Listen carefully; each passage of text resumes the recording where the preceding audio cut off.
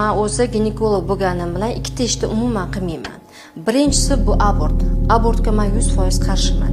Chunki bitta homilani paydo qilguncha, ya'ni o'sha homilador ayolga yordam berganimcha ancha mashaqqatlarni boshimdan o'tkazaman. Ancha energiyamni sarflayman. Shuning uchun ham abortga men umuman qarshiman, aralashmayman. Men guruhlardan juda ko'p savollar keladi, lekin bu savollarga javob bermayman, chunki abortga 100% qarshi holatdaman. Ikkinchisi aralashmaydigan narsam bu qizlik pardasi.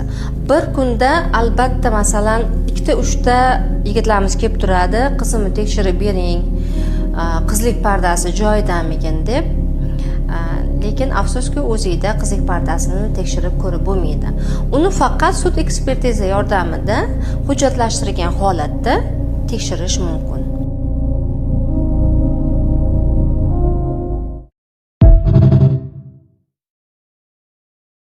Men o'zi ginekolog bo'lganim bilan ikkita ishni umuman qilmayman.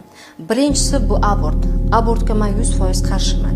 Chunki bitta homilani paydo qilguncha, ya'ni o'sha homilador ayolga yordam berganimcha ancha mashaqqatlarni boshimdan o'tkazaman. Ancha energiyamni sarflayman. Shuning uchun ham abortga men umuman qarshiman, aralashmayman. Men guruhlardan juda ko'p savollar keladi, lekin bu savollarga javob bermayman, chunki abortga 100% qarshi holatdaman. Ikkinchisi aralashmaydigan narsam bu qizlik pardasi. Bir kunda albatta masalan 2-3 ta yigitlarimiz kelib turadi, qizimni tekshirib bering, qizlik pardasi joyidamikin deb. Lekin afsuski o'zingizda qizlik pardasini tekshirib ko'rib bo'lmaydi. Uni faqat sud ekspertiza yordamida hujjatlashtirilgan holatda tekshirish mumkin.